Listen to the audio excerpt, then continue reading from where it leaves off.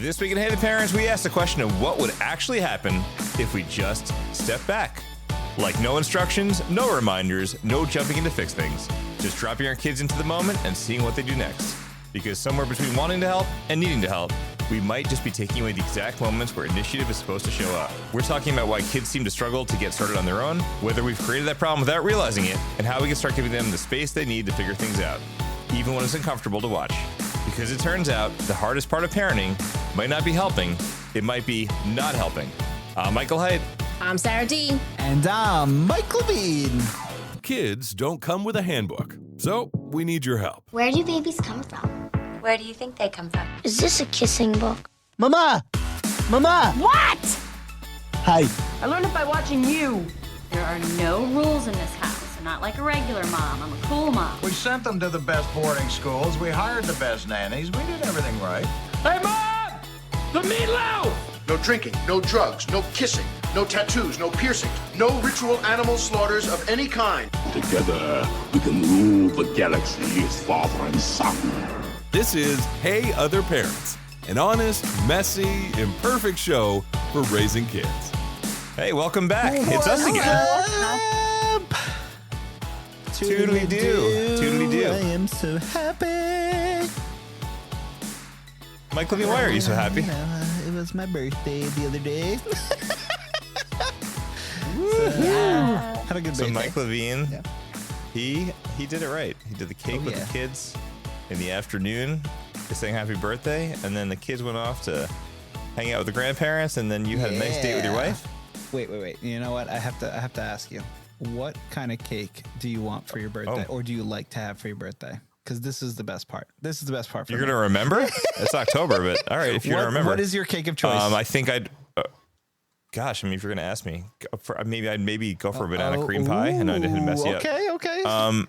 Tiramisu. So many choices, creme brulee. But if it came to cake, I know this is old fashioned. I think a strawberry shortcake might be nice. Okay, strawberry shortcake. Sarah D. But it can't be like, I'm sorry, Sarah D, I know you're gonna tell us, but can we just take a moment to talk about bad strawberries? I feel like a strawberry shortcake lives or dies by those strawberries. Yeah. Like if it's like the cheap jam stuff or like that weird like filling out of a can. No, it's got to be like fresh, awesome strawberries with good whipped cream. You know, that's still like the kind of cake that's dangerous to shake around the car. Like the whipped cream is so soft that if it moves and touches the end of the box, it's going to mess with the cake. That's kind of, I don't want protection where the whipped cream is maybe too hard and it might, maybe be a little too hard to the touch. Okay. Soft. Okay. Sorry. Deep Now dive I've into that. overqualified the strawberry shortcake. And white chocolate shavings. Okay, sorry to go. So, what's your favorite cake? My favorite cake is I would like a chocolate like mocha cake. Ooh, yes. Wait, with like mousse in the middle, like chocolate mousse? Yep. And with the little like those things that starts with a P. Oh, the crunchies? So like crunchy with like the twisted. The nibs, like the cocoa nibs, what are they called? No, the pirouettes, not pirouettes. Do you know what I mean? The like a long straw wafer. Those are nice. Yes, the straw Those are wafer nice. things. I know those. I don't know what they're called, Yeah, but I know. the do's. I don't know, but the delish. I would like that. Why does like Sarah give me like fear of missing out? Like I suddenly want to throw my strawberry shortcake out and I want her. And this is the reason why I asked, because the best part of a birthday to me is that cake. And I always need on my birthday, I don't know if you guys ever. Wait, can we guess? Can we guess it? Hold on, before you go. I want to guess. I don't think you're going to get it. I'm going to guess. I don't think I am, but I for some really bizarre reason, I think you're going to go for cannoli filling cake. I feel like cannoli. I like that. That. I don't know why. Okay. I had a weird feeling Sarah, that what's would be your it. guess? I don't know. Part of me, because Mike Levine is so sprightly compared to us. I feel like you're like a fun, Seriously. Oh, okay. All right. I like it. Oh, like the OG? I like that, like a kid. Like We should have qualified if this is purchased or made, because that's a big difference. So I'm going to tell you, you're both wrong. But I love your choices because that's me. You guys described me. But when it comes to cake, all right, you need, and I don't know if you guys have ever seen this. Have you ever seen Matilda? All right. Yes. And you know where in Matilda, I forgot the kid's name, but they make him eat this big chocolate cake. Yes. Oh, the chocolate one? Yes. Yeah. So Yeah. every birthday, I tell Taylor that I want you to make me a double fudge chocolate cake like the one from Matilda. Wow. And it is the best part. So she made it this time. I had it double. So chocolate on chocolate. No, not Like even chocolate chocolate. cake, Dark chocolate. chocolate on chocolate. Like dark chocolate on dark chocolate cake. It's got to be, you know. Yeah. Wait, but Wow. is it? Do you have a picture of it? Is like a big messy? Oh yeah, cake like it's that, all like- messy, and I want it. I want that whole experience. I just want man, like I wanna fudge leave- coming Love that down for from my you. face. Yes, Yeah. like just like yes.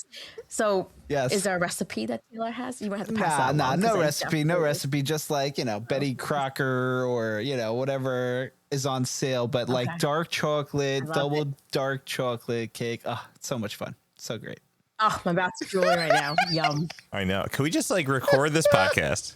I drop off Jacob and music and meet you guys for like a slice of cake Yeah, or something. let's do that. Okay, bye guys. I got It's a some left wild over. existence. I got some left over. Yes. Oh, it's amazing. Yes. Man. Well, if this is the first time tuning into our podcast, you'll find out that we sometimes talk about things besides parenting. But it all relates. It all relates in some way, doesn't it? Right. This is, but it's, you know, how often does Mike Levine have a birthday?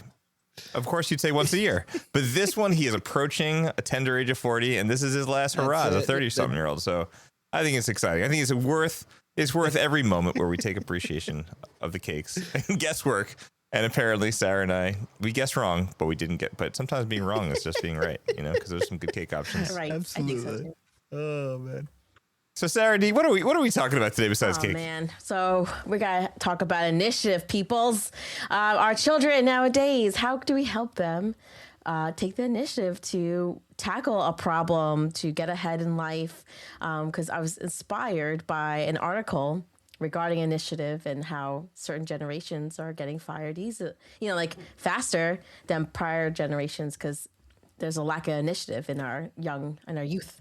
All right. Well, we're gonna try. This is good. This is good to show some focus and initiative. But you know what the interesting part is that I think we haven't really done episodes where we've looked down the path on what's happening. When you want your kiddos to leave the basement and get a job and not just show up with their hands out waiting for you to give them money. So I think that is really interesting. I've heard like other people complain about new hires as like instantly wanting pay raises and promotional raises within the first year, and just thinking they deserve it. They should get it because they deserve it and not because they've actually earned it. So this is really interesting because I'm excited to talk about all the different aspects of this and kind of how Sarah wrote the article and kind of how things all tie together. And we're gonna start with Bluey. Bluey. Love Bluey. Bluey. All right, so check it out. So while Sarah had found a really interesting aspect and one that matters, I want to just mention something. So if you've seen Bluey and if you watch Bluey, and every parent who's listening to this podcast, you probably have seen Bluey. And if you haven't, no. If you say you haven't, we know you have. It's okay. So Bluey season 1, episode 11 is called The Bike. On this episode in particular, Bandit, Bluey's dad, you don't need to know that. You already know that. Bluey's dad is sitting there on the bench with Bluey, who's frustrated because she was trying to ride a bike and things didn't go well. But they're sitting there, and at the park, they're watching their friends. For some reason, all these friends are there, and no one's watching them, which I guess there's a whole thing. Who knows? So they're sitting there, and if you have questions about that, listen to their last episode. So they're sitting there, and they are watching, and all of the friends are struggling. Muffin is trying to put in her backpack. Bentley's trying to climb monkey bars. Bingo's trying to get water from a water fountain. And all of them are struggling. And there's this one moment where the dad does nothing.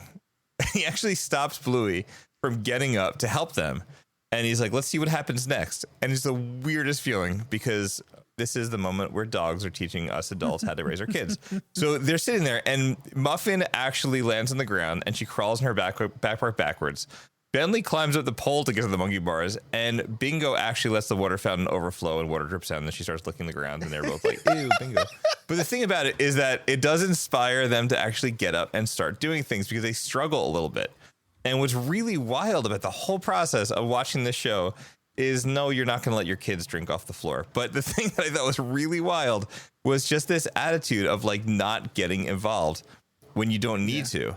And the hardest part, maybe, of letting kids struggle is sitting there and not helping when every actual instinct of you says to jump in. And I watched this episode and I thought about what Sarah said, and I was like, holy moly, when does that actually happen where you actually stop yourself? So I thought that was wild. I don't know how you feel about that, Mike Levine. Dude, you know, when your kid's having trouble pouring the milk to go with their cake, and you said you got to do this, you got to pour it in your own. When the milk's about to spill. You, which dad do you think I am? Am I the one that would be, oh, let me go help? Or would I be like, yeah, you got this? I think I like all the quizzes today. I know. For me personally, I think I'd have to know, like I would have to play back in my mind, what, if everything goes south, how bad of a cleanup are we looking at? I love it. I love it when everything goes south. I love the chaos because I want them to, like, this is like my whole thing. I want them to, like, you know, I say it all the time. Like, the best way I can protect you is to teach you how to protect yourself, right?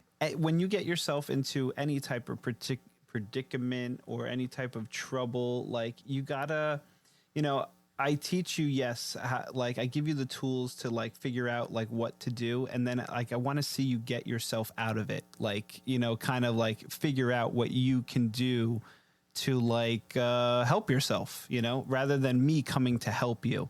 Like, I've taught you, you know, like, if you spilled the milk, for instance, right? Like, why do you need daddy to come and bring paper towels to clean it up? Why can't you think, oh, the paper towel is right there, let me grab it? Because my kids will do that, right? My kids will be like, oh, dad, the milk spilled. I'm like, okay, so what do we do? You know, like, I've taught you how to pick up you know, it's seeping into the wood floor now. So, you know, the dog is eating chocolate. Learn this, and they learn like this. They have like this. What is it? Like a learned helplessness, like where, like, you're helpless, like you can't do anything, you know, because, you know, daddy comes and does everything for you, like, you know, or helps you figure it out, you know. So I'm just like, hey, come on, guys, like, use your brain. And that's why I kind of like when chaos or things happen, because I'm interested in what my kids would do rather than me going over there and you know, kind of helping, because you're not there all the time. And in school, you always wonder, like, how they talk to people, how they react, you know. And yeah, so I how are you hardwired, though? Are you hardwired to help or to sit back? Because I'm hardwired to help. I have to actively stop myself. I have to be like, yo, dude, my dude, it is now time for them to learn. I have to actually, like, I don't know if I call myself my dude, but I have to sit there and I have to say to myself, you are not jumping in right now. Right. Like, so you think you are like, there's nothing in your brain, your body that's like actively stopping yourself? A part of me, like, very small part of me is, but I think the majority of me is like, let them figure it out. And I think that's because of what happened. And if you've heard our episodes before, you know, I always reference this time where my mom made me walk home in a blizzard because she wanted to watch American Idol. And I think that kind of had, like, an effect on me, right? Like, I was, you know, if you guys didn't hear the story before, like, is that why you don't like pop music? Exactly. Yeah, I'd be with Simon Cowell. Yeah, like, I got off my shift at McDonald's, and it was like a blizzard, and I had to, you know, I walked there before the blizzard happened, so I called my mom, and I'm like, hey, Mom, it's like, you know, blizzarding out. Can I, like, get a ride home? She's like, my show's on. Can you get a ride from your friends or something? I'm like, nobody wants to drive in the blizzard, Mom. She's like, yeah, well, I don't either. My show's on, so can you just walk home? I'm like, and like, listen, I walked home. I actually walked home. You know, and like, listen, this sounds really bad on my mom's part, but my mom's actually a really good woman. Right. But just don't call her on her shows on. Don't mess with her on her shows. But yeah, but you know, that moment, right, where I was I had a problem going on and I had to fix it myself. I had to figure out how to get myself home. Like, I always reference that moment all the time because at first I couldn't believe how messed up my mom was. I was like, "Are you kidding me, Mom?" Like I yelled at her and everything. But now looking back at it, you know, I'm like, wow, this like got me prepared for so many more things. You know, yes, I'm sure my mom didn't mean for that. I don't know what she was trying to do, but funny enough, I look back at that moment and I think about all that, right? And it actually helped me a lot. And there was a moment similar to that with my son. You know, it was raining, it was cold, we didn't have an umbrella, and he's like, "Dad, can you take me to school?" I'm like, "Dude, I gotta go to work, man." He's like, "Well, the bus is coming in like 5 minutes and it's raining really hard." I'm like, "Well, how do you think we could solve this problem?" He's like, "Oh, come on, Dad, like it's not time for another life lesson." Indeed it is. I'm like, "I'm sorry, bud, like I gotta go to work, Mom's at work. You got to get yourself out of that."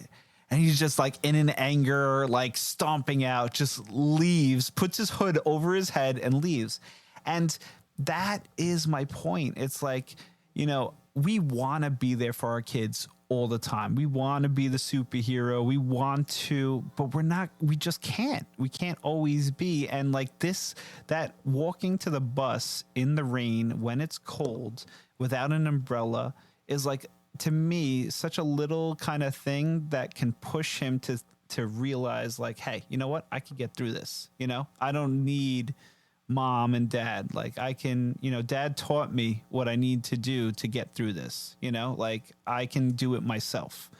You know, I can push myself to get through this. I don't know. It all kind of leads back to that. I think your mom would probably tell you an inspirational quote from Kelly Clarkson. That she learned that day, actually. Yeah, because she probably was watching Kelly Clarkson on that episode when she won the American Idol. Love it. She said, if I would have picked your butt up, I might have missed out on that.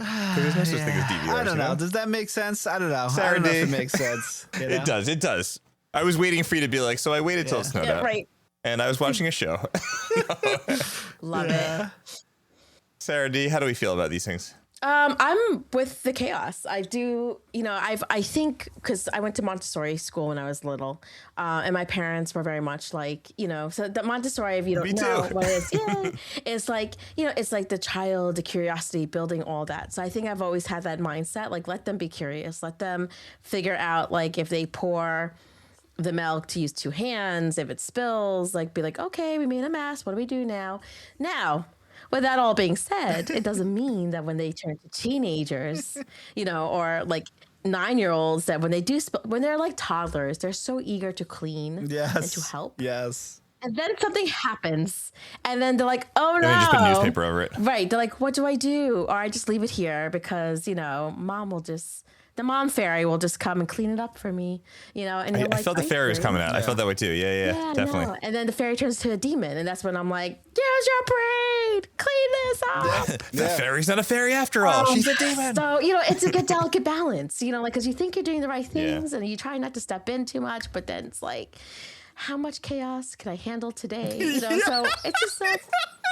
I love that. It's so true. It's so true. How much chaos can I handle today? Because that you want, I think that's where I struggle, is like sometimes I give it too much, whereas like I'm too much of that end of the spectrum where I'm like, you crank up the chaos. I'm like, you know what? I can't handle this. I'm just going to do valve it. Is all the way up. And then I'm like, I'm going against everything I'm teaching. So I'm like, correct. Yeah. Correct. There are days that I'm like, let the chaos reign. Oh, well.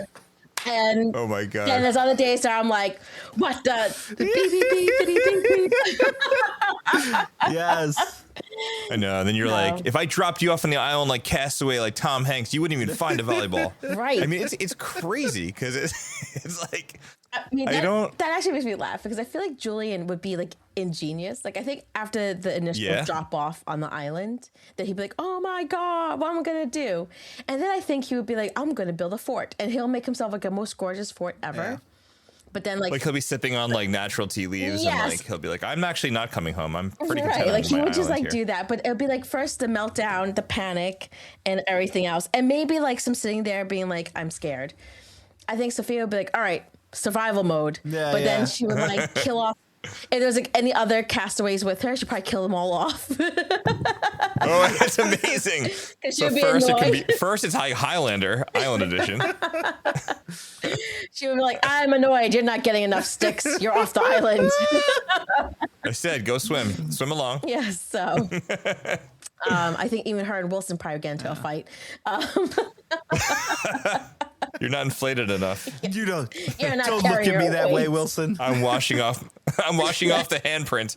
You don't deserve it anymore. No face for you. But Julian like was make himself like a fake PS5 and stuff like that, and then he'll be like, "Oh wait, food. What am I gonna do about that?" You know? Oh, that's really funny. Like there'd be a window out to the sea where he'd be looking through like like a rectangular opening of a tree, and then he'd be like, "Oh, PS5 is fun." Yes, that, or he'll be like roasting like a little rat like on like a spit, and they'd be like, "Yes, food, amazing, well seasoned." But oh wait, I need a roof. So it's gonna be either or with him, you know. Like I love that. What do you think your kid He'd be like would do? making Florida, like like natural salt from the sea, and then Yes. I got you. And then he's like, "Wait, I don't have shelter." Listen, I don't think I would fare much better. So good job, Julian. That's pretty good. But like, I feel like there's definitely something here where like we envision the children would survive an island situation like that. But like a lot of kids, it feels like the natural occurrence for a lot of kids now, if we don't teach them this, is the first move would be like dad or mom, and then they would just sit there on the beach hoping for the best. Right. And that's not where you want to get. So I had a little list here. I had a small list that I was thinking about when the kids were younger, and that muscle I had to turn off that feeling. My wife, if she came down, she'd be like, "No, you were sitting on the couch. You didn't want to go." Okay, so hold on. So regardless of that thought process, I feel like there were a few things that came to mind where it was like where the initial reaction is to jump in and save the day, or to just usher them along, and had to like turn the muscle off. So the first one is very obvious for most parents is putting on the shoes. It was getting out of the house. It's like when you're in a rush to get the hell out of the house, and your kid's sitting there like trying to put the shoes on, and you're like, "Oh my god, I just want to go, I gotta go." And they're sitting there, and you're like, "Oh, you know the deal." It's like if you just give them some time to put the shoes on today, they may actually be able to pull it off tomorrow, but you will be late. So you have to like, I don't know. It feels like that extra 4 minutes is a long 4 minutes, man. Did you guys did this instantly come back to you guys as like a thing? Yeah, dude, definitely had to give time. Like absolutely.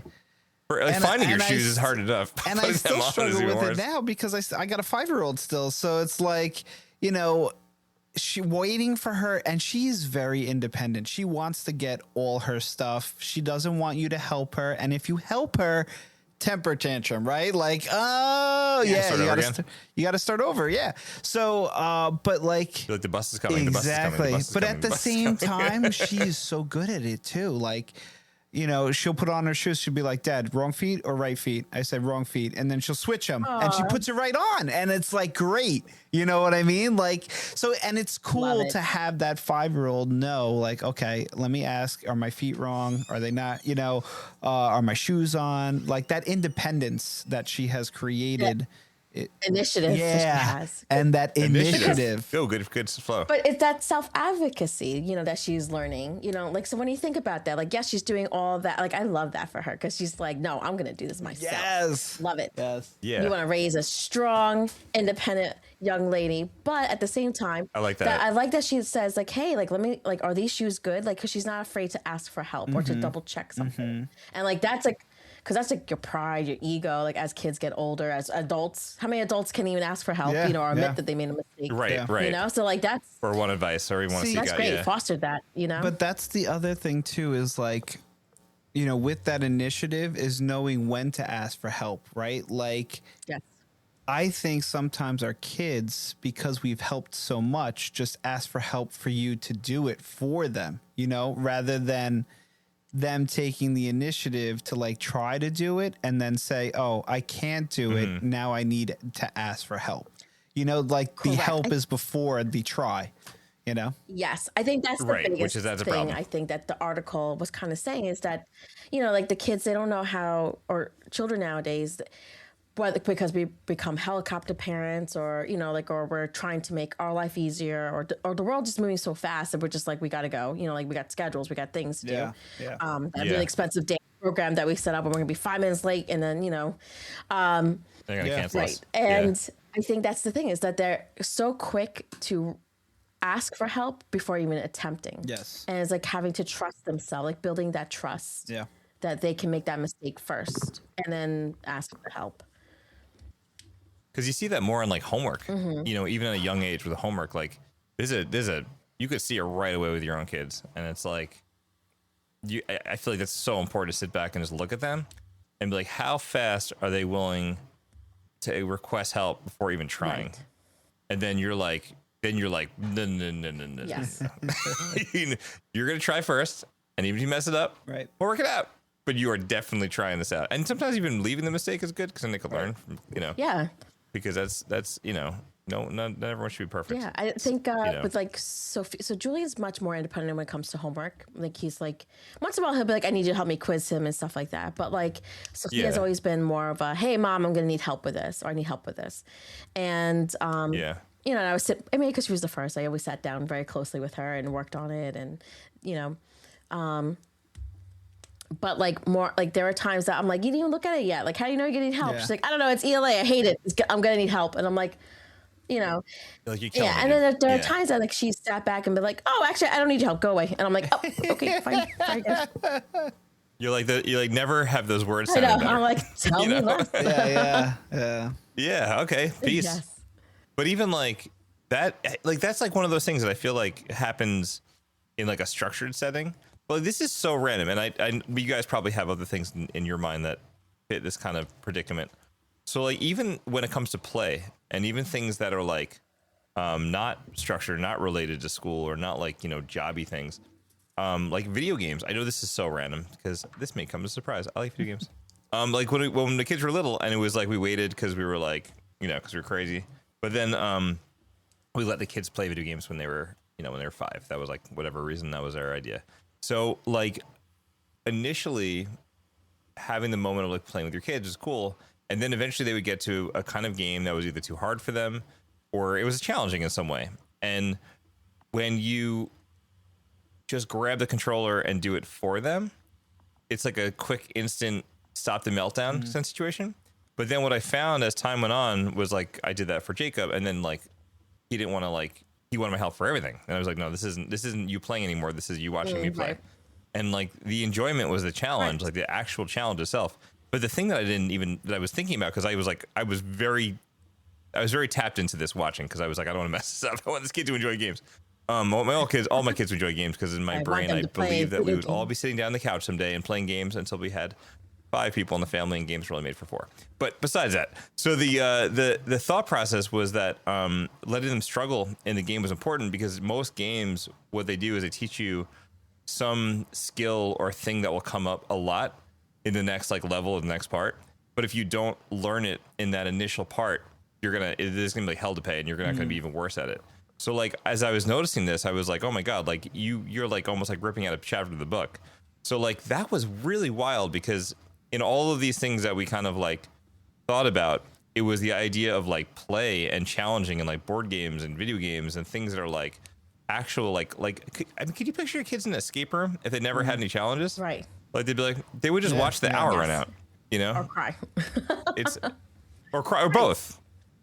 I'm not judging you, Mike Levine. You did a great job. I know. We went to an escape room for a D&D podcast. It was very funny because Mike Levine, who's very smart, he was like, there was like the chemical, the table of elements in one part. There was like all this other stuff. And Mike Levine he just threw his arms in the air. He'd be like, I'm just doing the shapes. I can't do this. Guys, I'm good at shapes and colors. I'll do shapes and colors. You did great, man. Don't even start. But I think like there's something there. And for me at least, like the way I wrap my head around it was the video game thing was like such an eye-opening moment for me, because I'm like, how bad could it be if I help my kid? And like very bad, because they're never going to play the game by themselves. And I think that like, I'm sure that fits every scenario of every little thing. They could probably fit like even play miniature golf and helping your kid get getting the ball in the hole, and all of a sudden do the next one for me. But it's so easy for them I don't need to repeat what you said about the learned helplessness, but that there's something there that doesn't just fit the aspects of life that you're kind of thinking about in general. I think the first sweep, at least like me, the first sweep of thinking about things for this episode, like when I started to really think like with a wide a wide viewpoint, I was like, oh man, video games. And I'm sure as we continue this episode, there's gonna be other aspects of things that we're thinking about, but really just being there by their side on the couch and encouraging them and be like, what's the worst case scenario? You die? Who cares? Give it, go again, give it another shot. If you're frustrated, we could pause and step away for a couple minutes. Well, I think it goes back to that whole like failing. Like it's okay to fail. Like hey, you failed, but it's not about the fail. It's about how you pick yourself up after the fail, right? It's like, are you gonna quit, or are you gonna have the motivation, the initiative to just keep going, keep trying, keep doing, and learning how to get yourself out of it. But this article came like how the Gen Z students or early grads, they were getting hired and then they were let go because of motivation, initiative, and communication skills. And I saw a TikTok and the woman was like, students, like what she's seeing, students or either she's talking about students or early hires that she had, was that, early hires, but the example was that, if your boss asked you on Monday for Friday, they need documents. And they're like, hey, so-and-so, reach out, get those documents to me for Friday. They're like, sure thing, boss. And they send out the email, hey, I need documents for this meeting Friday. Then they hear nothing, and then they're like, oh well. So now it's like Thursday night or Wednesday night, and the boss reaches out and says, hey, did you get those documents yet? Yeah, email, but I haven't gotten them yet. So then the boss says, I'm going to reach out now because clearly we need these documents and you're not doing anything. So that's an example of someone who does not have the initiative or the foresight to be proactive versus someone who, when given the same directive, they email, they follow up with the person they need to be in contact. Maybe they give an update to the boss and say, hey, working on it. I emailed and reach out to so-and-so, waiting to hear from, regarding documents. So like there's that big difference where they're seeing now bosses are more in the weeds, so to speak, trying to guide these employees to do the work they're being given. So now that's got to be frustrating for the right. boss. And that's why some of these, early graduates, are not keeping their jobs, for longer than what they, 6 months in. So then for me, as raising a child who's going to be in college very soon and who's going to be in the workforce very, very soon, it has me thinking, like, how do I teach her to take that type of initiative? And I'm hoping with all these mistakes and chaos and like, how am I going to, hopefully that's going to translate into the workforce, and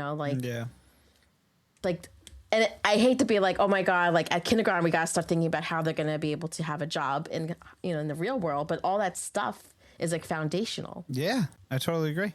It's kind of like it's like almost like a, like, when you talk about people that are book smart and street smart, right. But it feels like this is like another type of smart. Like I've read, like, I feel like there's been like an influx in like postings on social media.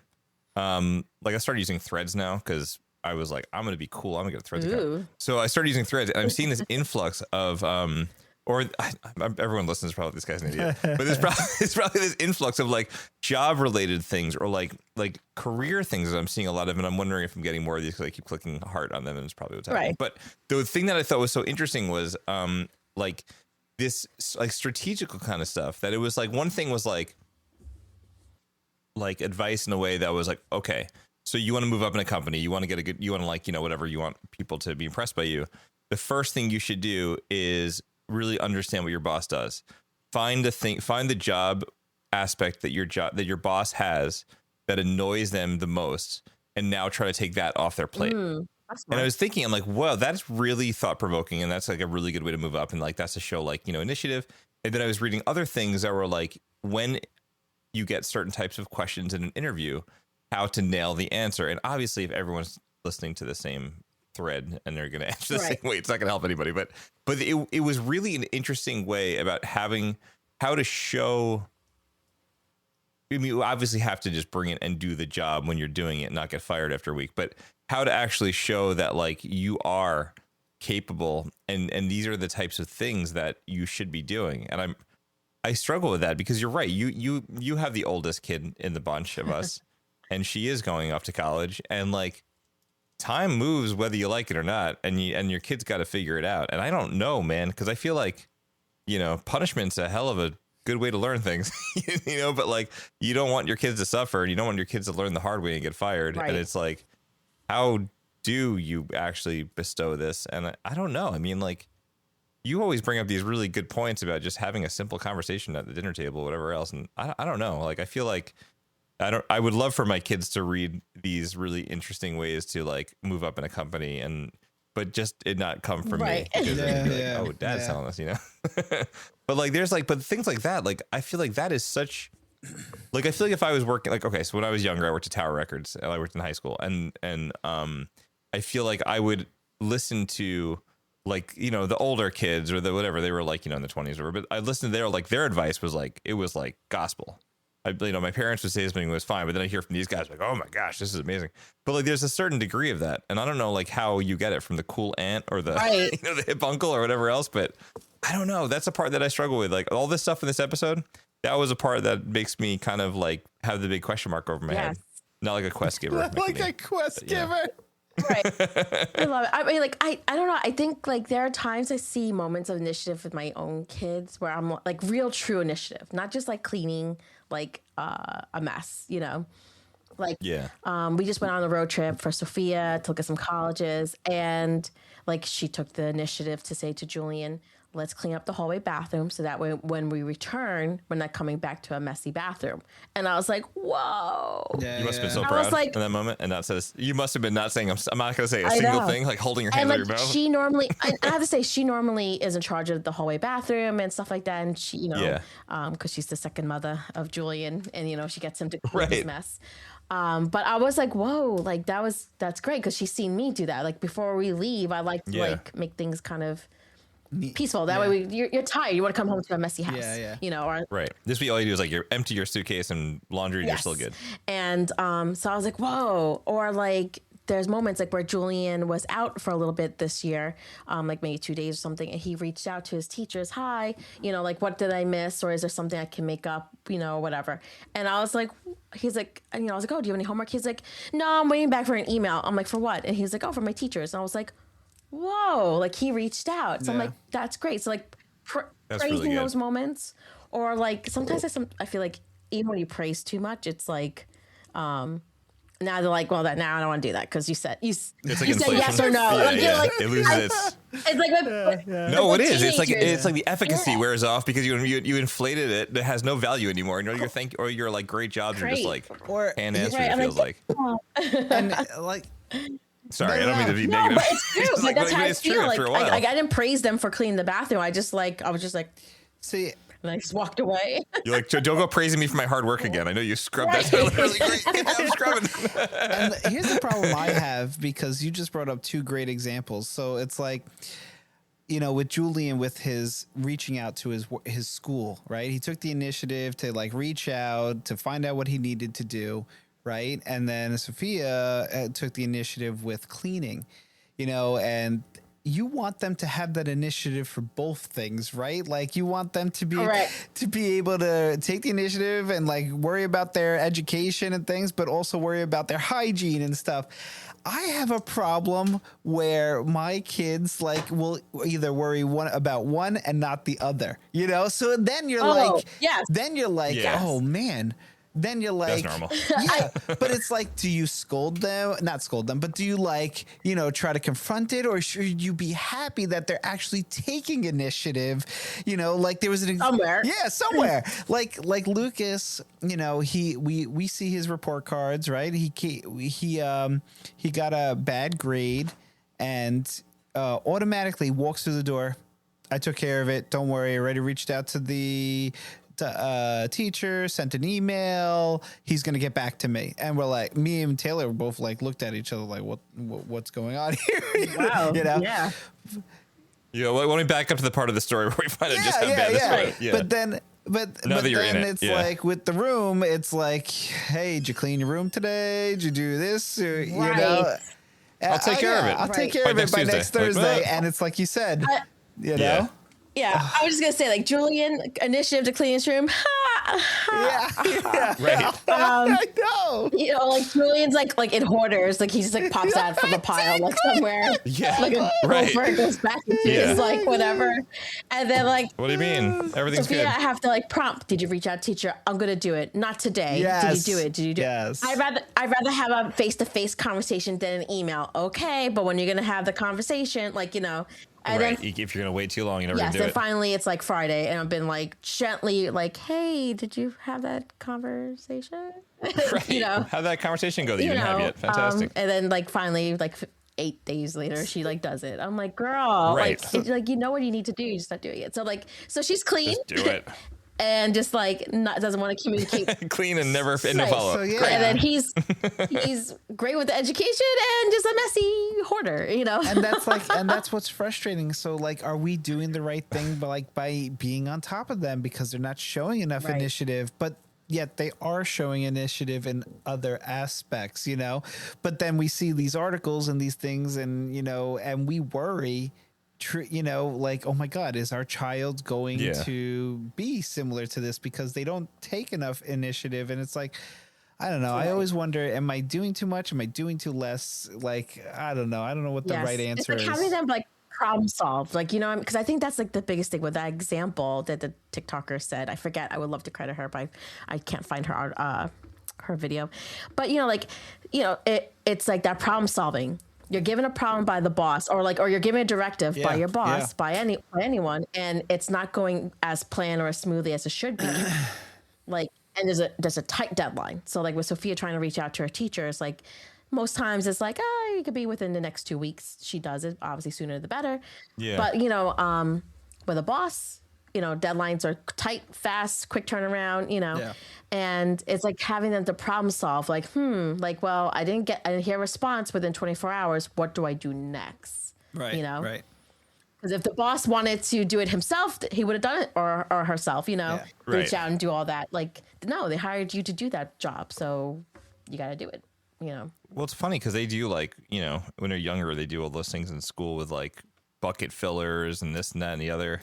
But like that moment where it comes together, it's just so weird that it's like a missing piece that, like, it's almost like at first you're looking at like, are you just being too obedient and you're not willing to question things? Or it's very weird. Like I almost wonder like where, you know, how the other side kind of kicks in. And I don't know if it's necessarily like swinging to like if it's like a gauge that goes too far to the left or to the right, but there's definitely something that like feels very chess-like versus very checker-like. And you kind of are almost like being competitive and strategic in a way to like get ahead. Right. And it doesn't mean that you're, you know, that you're a bad kid for trying to solve a problem or move up in the world. I mean, it's, you don't, as long as you're not doing it at somebody else's expense, you know? Right. But I think that there's this thing, and I look at Jacob, who he's become very into music. Like, you know, I tell you guys all the time, but he's like, he plays cello. He goes these things. He goes this private youth orchestra thing, and he has taken it to almost an extreme. Like he practices a lot. I know he's almost like very hard on himself. Like he wants to like do really well, and he knows what it takes. And it's weird to see it from that perspective. Like this kid is taking it like to whatever extreme he thinks he has to take it and get really good, whatever else. But then the other part of it is like when we see this great part of him, we praise him for the hard work and everything else. Then we're like, a thing happens in school where we as parents are thinking about like an older mentality of how to access information when you need it in a timely fashion when something's going on. He's very uncomfortable with like, I'm like, well, just email the teacher, like ask him, like what? And then he's like, no, I'll ask him in class. I'm like, That's Sophia. Yeah. but like, I'm like, why just like do the thing that I'm telling you to do? But I don't plate now. I don't get that mentality. Like it's almost like this newer generation. And God, we sound old. I do. I feel like there's definitely, and we joked about it last episode with like crying into the camera and like not actually like actually having that conversation with different people. But there's definitely this weird gate, an invisible gate that shows up where it's like having a face-to-face is sort of very weird to them. And also sending emails is hard too. Like making a video and posting it is one thing, but actually making contact and initiating that, I find I'm almost shocked in a way because I feel like the email would have been something that I would have thought they would have had more of a preference on versus in person. But it's weird because in some ways my son's like, I'll just talk to them in person. I'm like, really? Oh, you want to go? Yeah. I don't know. And it's funny because I see that side of him and I'm kind of just letting it be to see how things shake out. But it's like sort of like when there's a problem, there'll be a problem to deal with, and there's no problem, you know, but there's a definite, I don't know. It's weird. But like, I feel like when you look at your kids and they're dealing with stuff, like, okay, I'll admit it. I just want to jump in. Okay, guys. It's like, I don't know. It's very weird. It's very weird to watch and see them. And it's like, this kid is the size of me now. And he is like, he's 13, but he was a grown man. And I'm like, I don't know. It's wild. And it's also like kind of looking at how people perceive your child too, because, you know, I look at Jacob and I think like, you know, maybe this is the case with a lot of kids. Like when they look older and they're bigger or they're taller, you sort of expect more out of them. Right. Like you sort of size them up in regards to how they might look among other people and not necessarily their age group. And I feel like kids who are like bigger or taller or like mature faster or whatever, they're sort of like almost they get like a free zoom, like almost like Chutes and Ladders. They just zoom up to like the next couple boxes because they're kind of like they're almost like you assume that they are a higher age, so you talk to them at a higher age. And I wonder if that kind of goes with the whole thing versus like kids who are a little bit less mature looking. I don't know. I see that. And there's so many different aspects of this whole thing, but it's interesting. I think that's really fascinating because like sometimes I forget that with Julian, like he's about to be 13. He's only 12. 12, you know, it's like still like Julian, you know, like Gene would be like, oh, you're babying him or whatever. But developmentally, he's still 12. Yeah. But you talk to him, he's like, he may not look like he's 12, but he is 12. And he's like a mini professor, and he looks he doesn't look too old and he doesn't look too young, but he's, you know, he looks 12 probably. But when you talk to him, the maturity level, you think that he's there, but emotionally he's not quite. Like, do you know what I mean? Like his, like he can say all the big words, like have the big thoughts, but like emotionally he's 12. You know. Yeah. It's almost like if your kid took a reading test and like their Lexile level was way higher, and like then all of a sudden you're like, wait, you're not reading that. That book deals with such mature levels that your reading score might be high, but you're sure as hell not reading that. And it's a mismatch. It's like a mix mash of things. I don't know what the word is. It is a good. But you know what I mean? I know. So it's just tough. Yeah. It's tough. Parenting is tough, guys. It is. Like, what do we do? Oh, that's it. I know. But I think, you know, we've talked about this, and I know that we're all like a little bit, you know, guys listening at home. Like, I know there are times there are certain episodes where we're sometimes left with more questions than we start with, you know, and it's just kind of how it is. But I'm really proud of one aspect of parenting, which, you know, we should be proud of ourselves sometimes. I think that there's something about, and we joked about it, but I think there's something about praising the hard work and not just praising, you know, the money, the grades, the score. You think that those things mean nothing, that because the day that they don't get that score, they have no worth. Yes. They have no value. Correct. And I know we've talked about this because I was about to talk about Spider-Man. I know I've done that before because it's a Tony Stark thing, man. He's like, I need the suit. He's like, just because you need the suit means you shouldn't have the suit. And it's 100% that. Like the score, the money, the grades, they matter if you worked hard to get them and you feel good about that process versus like the cheap end result. It's almost like you take a quiz and then you guess the right answer. Well, congratulations. That was a lucky guess. You didn't actually earn it. Right. But I don't know. There's something that I'm very proud of the way that I think that my mentality is raising a kid to understand that the effort means more than the end results, you know, because sometimes it just doesn't go your way. I totally agree with that because I try to get my own kids to realize that same concept. And, you know, I always use the line I'm all about lines. So like I always use the line, nothing in this life that's easy is worth it. So like you need to like work hard at everything, you know, and you be proud of how hard you worked at it. You may not always achieve it but like you said, Mike, it's about the effort that is put into it, the work that goes behind it. And I think getting them to believe that and to, you know, go fully into that is just so hard because like every kid wants that 100. Every kid wants the final score in the baseball game or the basketball game. You know, every kid wants to be the champion, you know, but it's not always the case, you know, but there's something to be said for how hard you worked and what you put into it. And what you should be proud of is that effort and what you did for yourself, not what other people think of, you know, like Lucas comes home or Ellie will come home or, you know, they'll be like, oh, I got 100 on the test or I got a 90 on the test. And I'm like, all right, well, do you know, it's not about, I'm so happy for you, but it's not about what I think. Like, are you happy with that grade or are you happy with that 80? Are you happy with that, whatever, you know what I mean? Same thing with the basketball. Like, hey, you guys lost, you know, Ellie gets super upset when they lose. And I'm like, hey, yeah, you lost, but look at your performance, right? Look at what you did. You know, are you happy with your performance in that game? You know? So yeah, it's just, it's tough. That's why I think like the stuff that you're bringing up, like that's why like these other things that are in kids' lives, like I know it sounds a little random, but I think like cooking, baking, doing artwork, making music, like I mean, I know there's aspects of those things. Like obviously I talked to my kid with like, you know, with scores and Nismet, things like that. That's one thing, but playing and feeling that, seeing that success come and hearing it or seeing it or tasting it, like there's something about those other aspects of life where like you see that, you know, like I don't know, like, you know, when you like make good, really good food, you know, maybe like the emulsion doesn't come together, but that's all right. You're like, don't you dare talk about emulsions.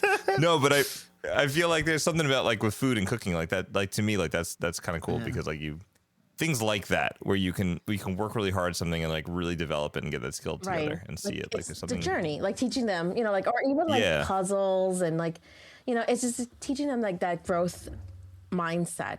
I think it's kind of, oh no. All right, so Sarah's back now, and that was a wild thing. Those stupid updates come at the worst time. So we felt like you had a story that was like, you know, actually had those words in, but that is really, really wild. So we're here. We're the three boxes again. We're the three best friends.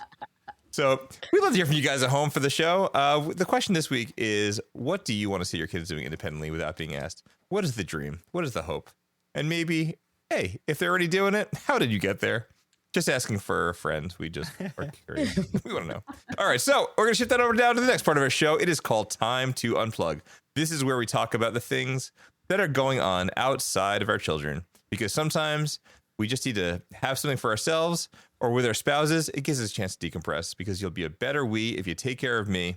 And sometimes you drop the kids off with the grandparents and you go out to dinner after the birthday cake. But we still have to start with Sarah D. So I've been watching Imperfect Women. It's not finished yet. It's a new season, or it's the first season.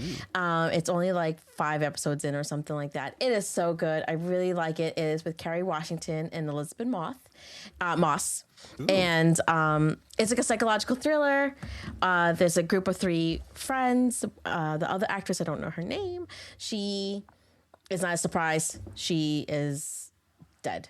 And they're going to now figure out. So we don't need to know her name anyway. It's not important. Well, I mean, I guess she makes appearances, like, you know, in like flashbacks and stuff like that. But. All right. It's Kate Mara. I don't know who that is, but. Oh, Kate Mara. I don't know. Sorry, Kate Mara.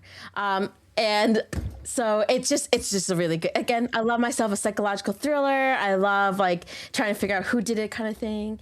So I definitely recommend it. You can find it on your Apple TV. Ooh, that's awesome. Yeah, you always have good recommendations. And also Kate Mara was in Fantastic Four 2015. Maybe that's why. Oh, okay. That was like her last. Oh, but she was in The Martian, so that's good. Oh. Good job, Kate Mara. Good job, Martianing. All right, we'll check that out. I feel like my wife is like, "What do you mean?" Sarah and I have a hive mind on TV shows. I've already started watching that. I was like, "No way." Mike Levine, what do you got going on? New, or not so new, the more recent Anaconda movie that came out.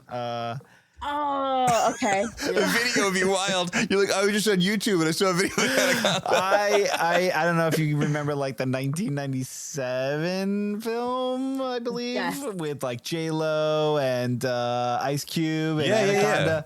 Yes. I don't know. I always liked that movie back in the day, and then like they kind of remade it with Jack Black and what's that guy's name?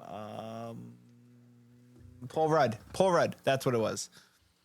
Yeah, Paul Rudd and Jack Black, and I'm like, me and Taylor watched it for our date night, and we're like, how good can this be, or whatever. But it didn't get such good reviews online, but it was actually pretty good. We enjoyed it. It was funny. So it was stupid, but also funny, and like had like a pretty decent story for. Was the original Anaconda like more scary? Yeah, I think the original Anaconda was more like a serious kind of like scary story type of thing, right? Where this one's a little sillier. Yeah, this one's a little sillier. Was this like 21 Jump Street remake, like funny, like goofy? Yeah, basically like Paul Rudd gets like the rights to like Anaconda, and they go and remake the Anaconda, and things go wrong. That's funny. And it's really I love it. It's really funny. I wanted to watch it, but Julie didn't watch it with me, so I'll have to do it. I definitely say check it out. That's awesome. What about get it? Yeah. What about you? We need Mike? like a friend support group of the things our spouses don't want to watch with us.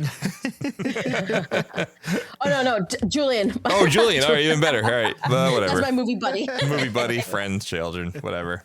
Oldest, youngest, who knows? So man, speaking of well, whatever. TV. I'm really behind. I apologize. I am watching something that most people have already seen the second season of. I finally saw Severance, and I finally finished season 1, and I agree with all of you. It is a wonderful show. It's so good. I'm kind of glad that I was able to sort of binge it as I wanted to. I really liked it. It's got like a sci-fi Lost kind of feel to it. I like the weirdness to it, and I really liked how the end of season 1 really kind of went haywire. I kind of like the chaos at the end. But for those of you, I have to watch it.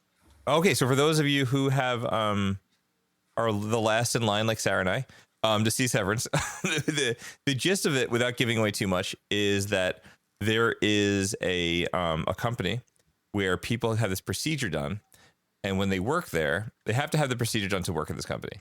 And the procedure they have is called Severance. And in Severance, what happens is you sort of like have 2 lives, and when you enter the company, you know nothing about your life outside the company.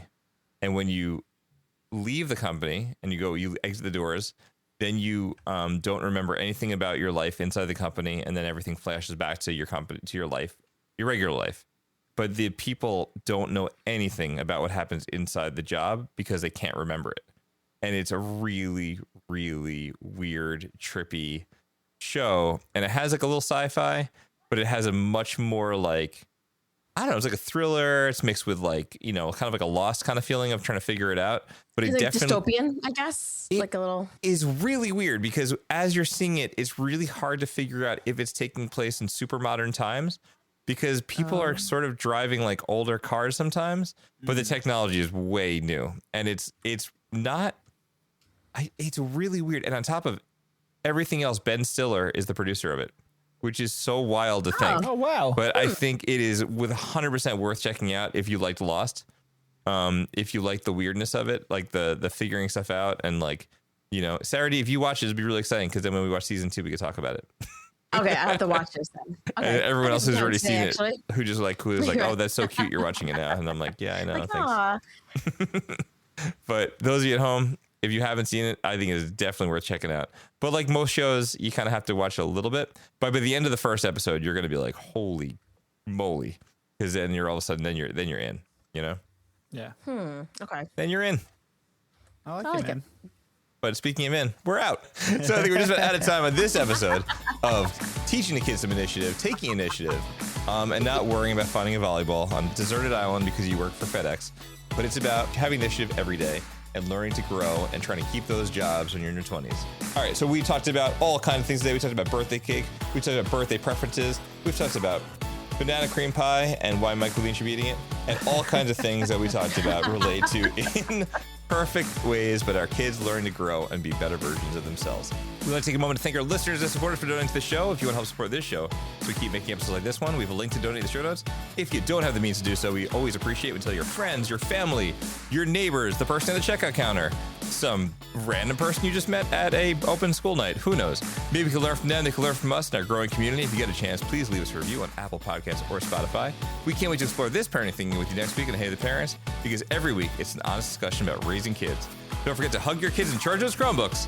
That's new for me, for Mike, and for Sarah, and we will see you next time. Bye-bye. Bye. Hey, but you guys are like in unison. That was crazy. Hey, the Parents, produced by Mike Levine, Sarah Desirines, and me, Michael Heit. I edited and mixed our shows. Our intro voice recording was done by the one and only Coltrane. If you like our show, we hope you consider going to the show notes and help support the podcast. Check the show notes for social media information and contacts, and we look forward to seeing you next time.